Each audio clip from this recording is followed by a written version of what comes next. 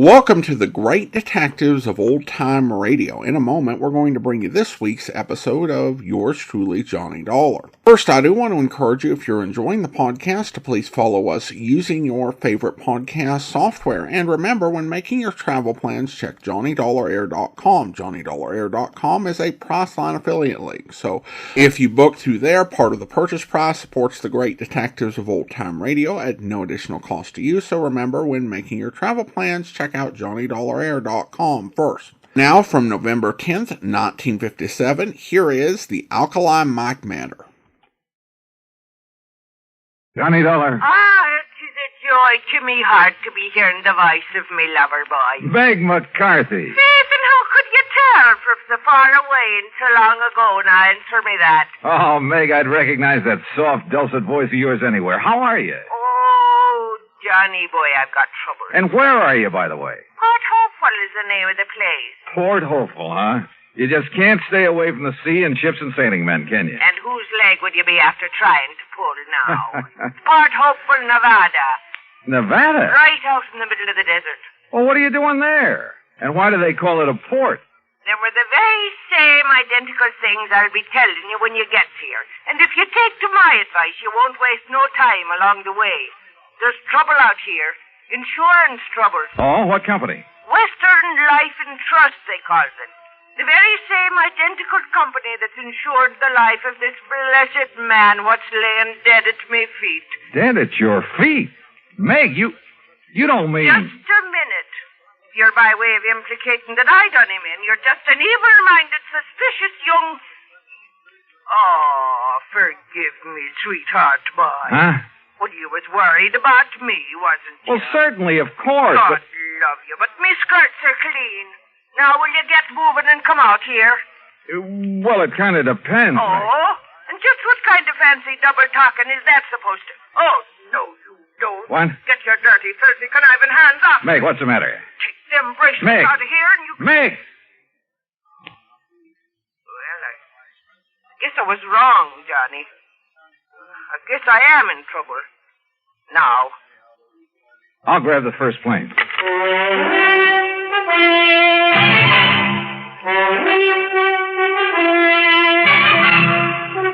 Bob Bailey in the exciting adventures of the man with the action-packed expense account. America's fabulous freelance insurance investigator. Yours truly, Johnny Dollar.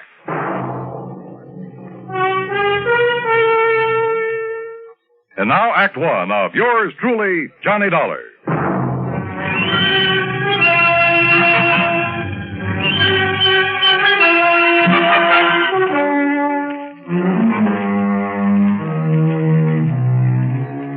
Expense account submitted by Special Investigator Johnny Dollar to Western Life and Trust Insurance Company, San Francisco office. Following is an account of expenses incurred during my investigation of the Alkali mic matter. Expense account item 1375, telephone call to Bill Kemper at Western Life and Trust, who talked only long enough to order me onto the first plane for the coast. Item 2, $153.50, transportation on a late evening flight to San Francisco. Item 3, the next morning, 4:25, cab from the airport to Bill Kemper's office in the Lawson building. Ever hear of Alkali Mike Murphy, Johnny? Yeah, sure, Bill. At least I think so. Isn't he the kind of legendary character who found so much gold somewhere out here? Over in the Black Rock Desert, Nevada. Yeah, a place called Port Hopeful? That's right. The original Alkali Mike had been the skipper of a sailing ship before he got the lust for gold back in the last century. Yeah, well, what about it? Finally found it. Plenty of it. Out there in the desert near the little town of Winnemucca. And? Built himself a regular palace out of rocks from the nearby mountains, named it Port Hopeful. Settled down to spend the rest of his days enjoying his money. But then he died. Legend says it was suicide.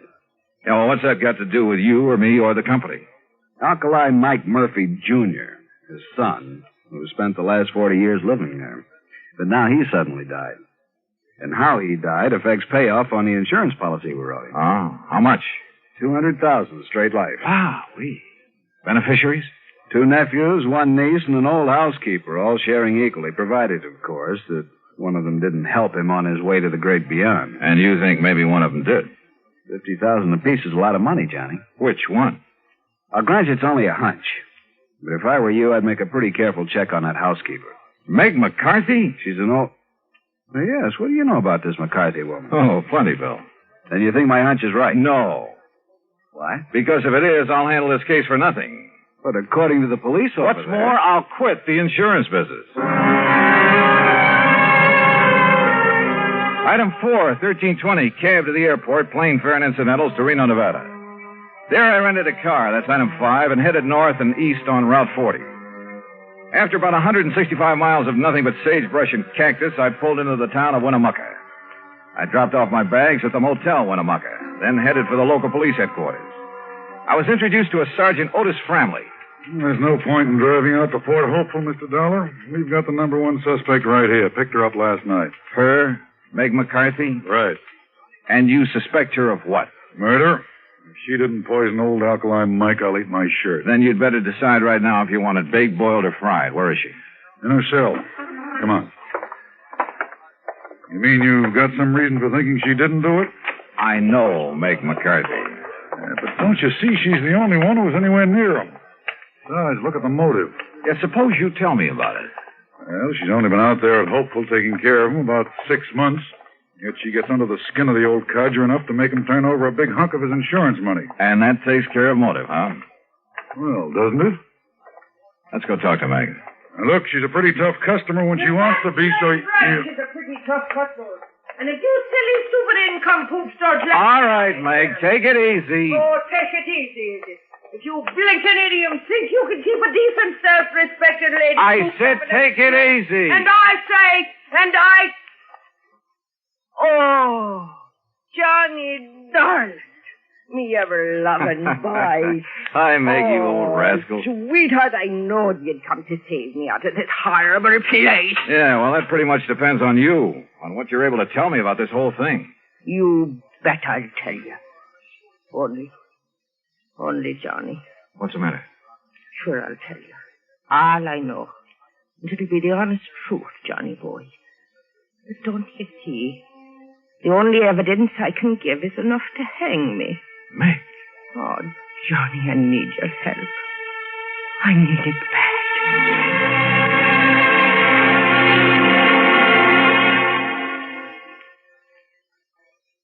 Act 2 of yours truly, Johnny Dollar, in a moment. And now, Act 2 of yours truly, Johnny Dollar, and the Alkali Mike matter.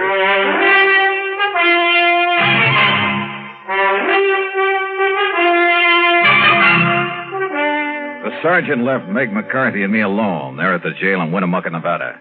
And she told me all she knew. Johnny had just plain got fed up with all the noisy, roistering, drunken sailors that used to come to my fancy cafe back on the East Coast. So when I heard that Alkali Mike Murphy was looking for a nice, quiet, respectable lady to be his housekeeper out here in the peaceful, quiet desert, why, I took the job. You've been out here about 6 months? Yes, Johnny boy. And me and Alkali, we just got along fine. I cooked good meals for him when we played cribbage together in the evenings.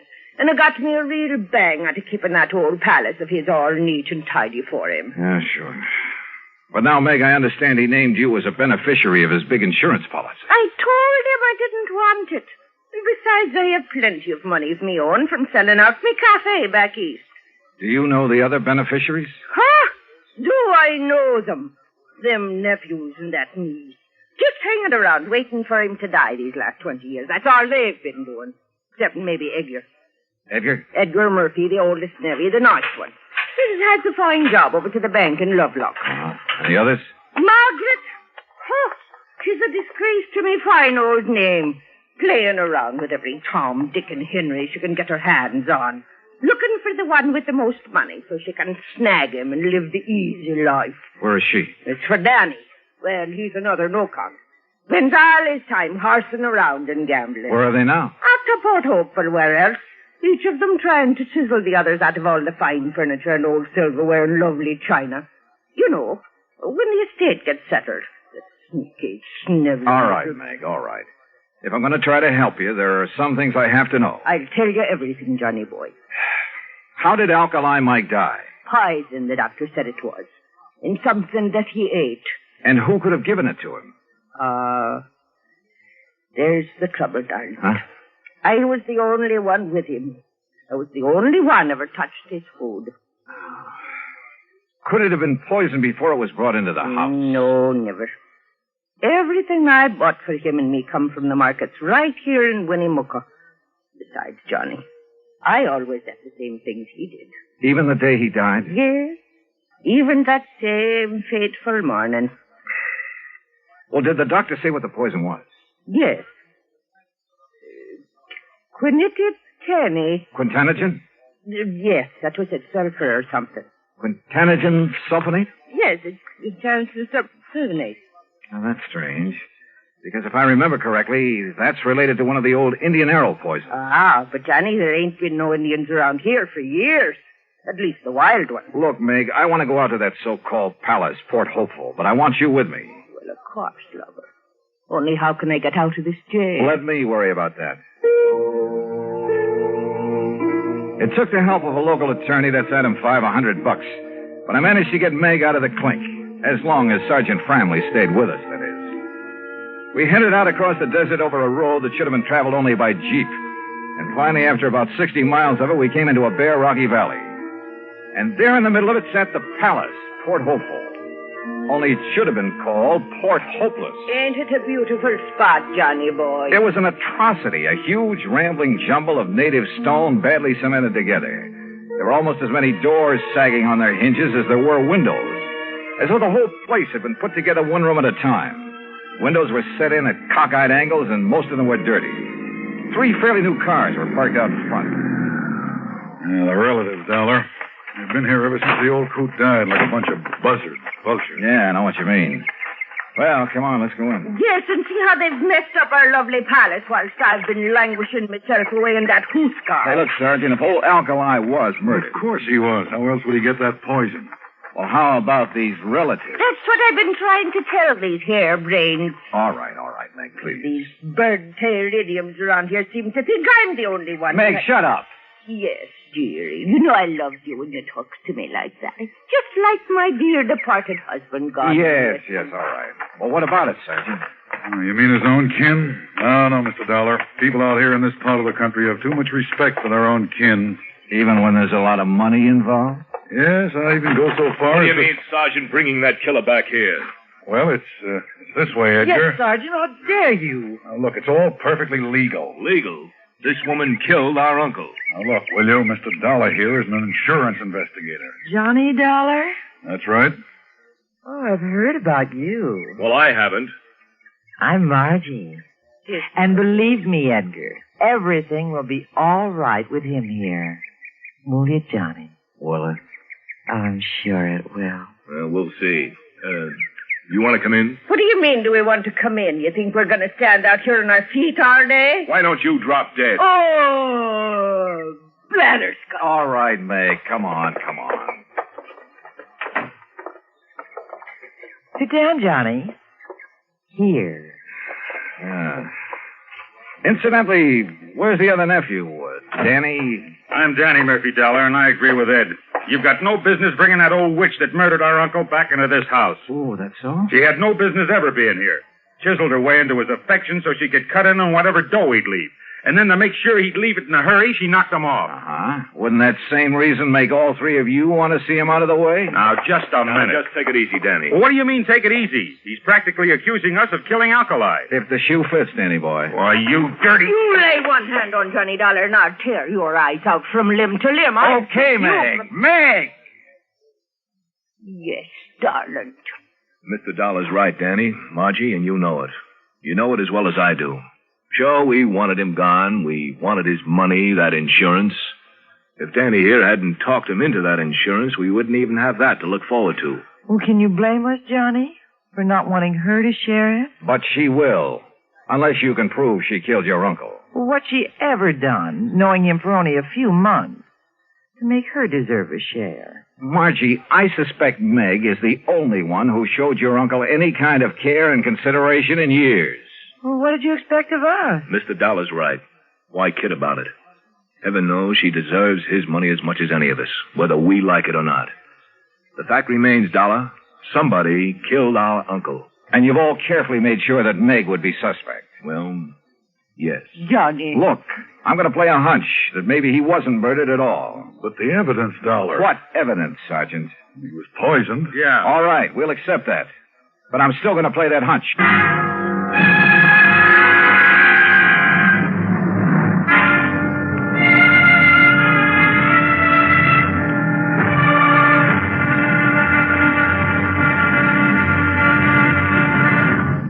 Act 3 of yours truly, Johnny Dollar, in a moment. Act 3 of yours truly, Johnny Dollar, and the Alkali Mike matter. Now, look here, Dollar. We know that old Alkali Mike was poisoned. If that isn't murder, what is it? Have you ever thought of suicide, Sergeant? Suicide. Oh, of course not. This money-grabbing old biddy here did him in. Now, just a minute, Margie Murphy. Sure. Why would old Alkali ever commit suicide? I don't know, Danny. Disappointment over you three, his only relative? He paid no attention to us. Or was it the other way around? You paid no attention to him. He didn't want us around. Except maybe Edgar. Well, offhand, I can't say that I blame him. But he did welcome the care and whatever affection Meg may have given him. Yes, Mr. Dollar, that's true. She was after his money, that's all. I told him I didn't want his money. And if you don't shut up, you little squirming, conniving... Meg! All right. Johnny, bye. What are you looking so thoughtful about, Edgar? Suicide. Old Alkali's father chose to go that way. Yeah, I know. No one understood why. He had everything he wanted, money, even this so-called palace, this atrocity that he named Port Hopeful. You mean he had no more reason to take his life than your uncle? Well, that's what I mean, Sergeant. How did his father take his life? By drinking poison, an old Indian poison. Quintanogen sulfonate. Oh, yes. no. Oh, the cup. What? The old cup that his father had used. What are you talking about, Meg? Come here, all of you. Come here in the dining room. What for, Meg? In here, where he keeps all the old silver and china and bric-a-brac. Here. Now look here in the china closet. There, you see. That cup or mug on the top shelf, Dollar. Is that the one his father used to drink the poison? Yes, but it's never been used since. Oh, no. No, Mr. Edgar, that's where you're wrong. What? Oh, saints preserve us. This is terrible. What is it, Meg? Get to the point. Yes, Johnny, but it scares me. Well? Every night after his dinner, Alkali, God rest his poor soul, he'd have his whiskey from one of the clay mugs on that shelf, a different mug every night. Yes, that's true. Except that never would he touch that one. The lavender one. Well, so what? Called it the death cup. Only he joked about it. But then the night before he died, he talked about it again. Let me see that mug. Well, I'll get it for you. He said it was making a superstitious old fool out of him. Here. He said his father drank from it and died. But that he would drink from it and live. That he'd show he weren't superstitious about it. Oh. Good heavens, look here. And I poured the drink for him. What is it, Dollar? Yeah, what is it? The heavy deposit in the bottom of this mug. Hard as a rock. But still the poison? Yeah. The same deep purple color of Quintanogen sulfonate. After 40 years? Oh, I tried to wash it out, Johnny, before and after he used it. Oh, water wouldn't touch that stuff. Oh, that's why I thought it was part of the clay. But the alcohol in his whiskey would. Oh.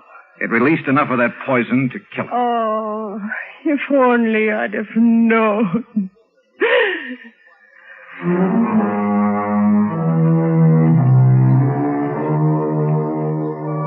The police took a long time over this one, but they finally reached the same conclusion I had. Accidental death. So, the relatives will collect the insurance, and Meg, bless her heart. But I'm afraid that mere money will never take the place of a friend, Alkali Mike. Expense account total, including incidentals and fare back to Hartford, $525 even. Yours truly, Johnny Dollar.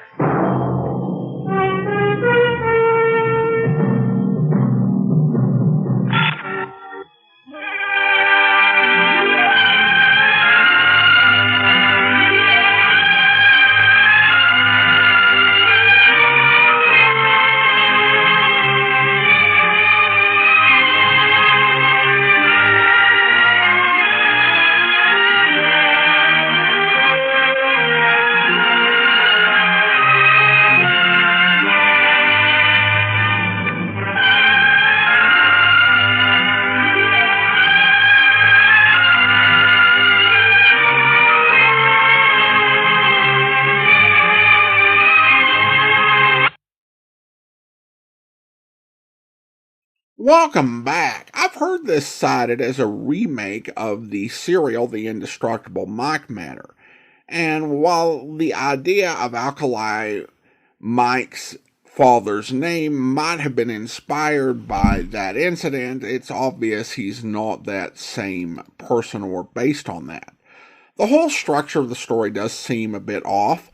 I think having Meg make the opening phone call really didn't work, given the way the story progressed. She told Johnny she was in trouble, and so Johnny flies to the West Coast and doesn't get out to Nevada for another day. It'd make far more sense for the insurance agent to call, and then Johnny to be surprised by Meg being there. I also don't think this was a great story for Meg. What I liked about her and the Meg's Palace matter is that it gave her time to do her thing, to be blowing up and telling everyone off, but then to also have other moments that allowed her to be more of a full developed character. With the limited time and so many other characters, it didn't feel like she had time to do much of anything. As I've mentioned before, there is another episode in between the Meg's Palace matter and this one featuring Meg, the Glacier Ghost matter, that is missing, that I would love to hear. But this, I believe, is her last appearance in the series. Back to this story, I did appreciate the relative who was thoughtful enough to say, fair point, we really were the worst regarding the way they treated their uncle. At least you have to admire the honesty. In terms of the actual cause of death, I have to appreciate the rarity of having it actually turn out to be an accident when everyone was suspecting murder, even though it was a really freak accident. Alright, well, listener comments and feedback now. And we start out on Spotify, where Old Man Allen comments regarding the Silver Bell matter, 2 thumbs up. And then we turn to YouTube. And we have this comment from a listener regarding the Mary Grace matter. Actually, I think this is the strongest episode since the serials. What they did in 3 short acts is simply remarkable. And yes, Bob Bailey nails every nuance. Well, thank you so much. And then we actually have a comment. This comes on a much, much older episode. And typically I don't address those not because they're not worthwhile, but just because vast majority of listeners will have no idea what we're talking about. And to be honest, I don't keep all the plot details in my head, so I have to go back and listen to, years old stuff and all the time to be able to engage effectively in that. But this one is one that I kind of remember the scenario, but more importantly, it's actually relevant to a lot of detective fiction from this era. This particular comment goes all the way back to the Charles Russell era. Mildred writes, I didn't understand the part of Johnny getting the phone number that Mrs. Drake called simply by listening to the numbers being dialed. I know the phones were rotary at the time. I remember the days of rotary phones, but apparently there was a trick that Johnny knew that I didn't. And as I said, there is a lot of detective fiction. You might read it in a book from the era, or see it in a movie, or certainly hear it on a radio program. And the question is, is this a trick that actually could exist? And to borrow a phrase from the series Mythbusters, I think that this is actually something that is at least plausible. Now, I'll admit my experience with rotary phones was minimal. We never had them in my house when I was growing up, but we did see them a few places. And the way that you dial with a rotary phone is that you put your finger in the number that you're dialing, and you pull it back to the stop. And then you release it. And then once the dials return back into position, you then go ahead and dial the next number. Now, if that explanation is not clear enough, or the language, doesn't communicate, there are actually all kinds of YouTube videos on it. Although I should warn you, many of them are quite snarky, explaining how this rotary dialing works. But relevant to our point, it takes longer for the rotary dial to go around, the further you get away from the stop.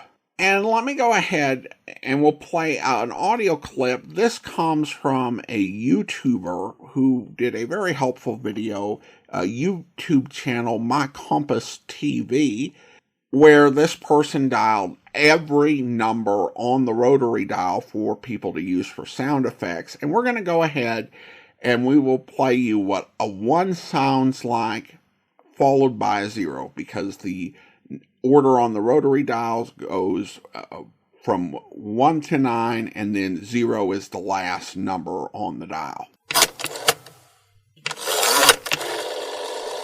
Now, as you can hear there, you can tell the difference between the 1 and the 0, because with the 0, the dial's having to be pulled back more, and it also spins longer.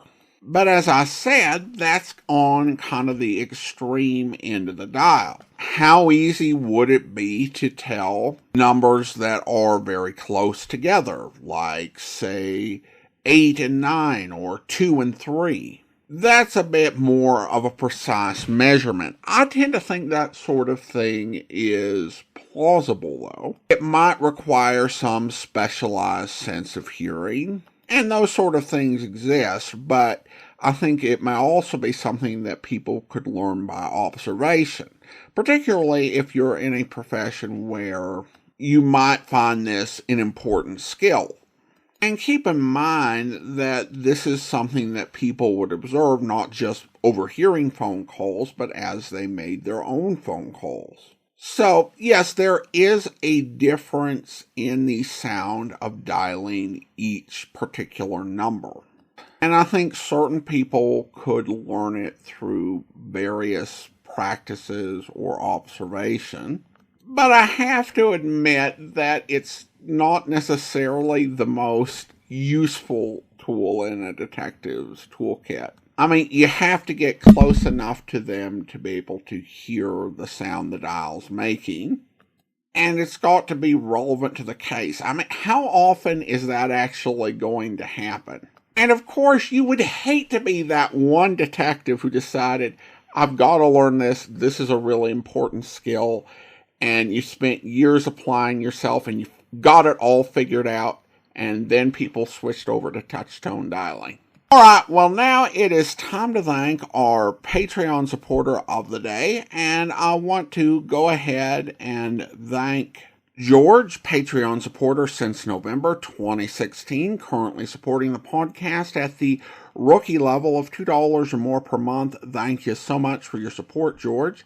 And that will actually do it for today. If you're enjoying the podcast, please follow us using your favorite podcast software, and be sure to rate and review the podcast wherever you download it from.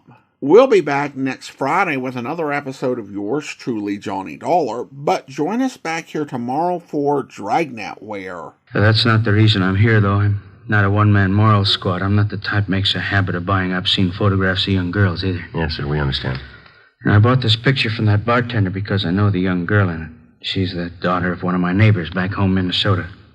Known her ever since she was a baby. I see. This girl came out here about 8 months ago to live with a girlfriend. Mm-hmm. She was crazy for Hollywood, thought she might break into the movies or something. She stopped writing her folks about 2 months ago, hasn't been heard from since. Well, it sounds like a case for a missing persons bureau, Mr. Kenworthy. Well, the girl's folks have already contacted them. Nothing's been turned up. Nothing at all. Then, last night, just by an accident, the bartender shows me this photograph. It's that girl, all right, no mistake. Well, we'll do everything we can to help straighten it out, sir. Well, that young girl I know. I've known her since she was a baby. Good family, good training.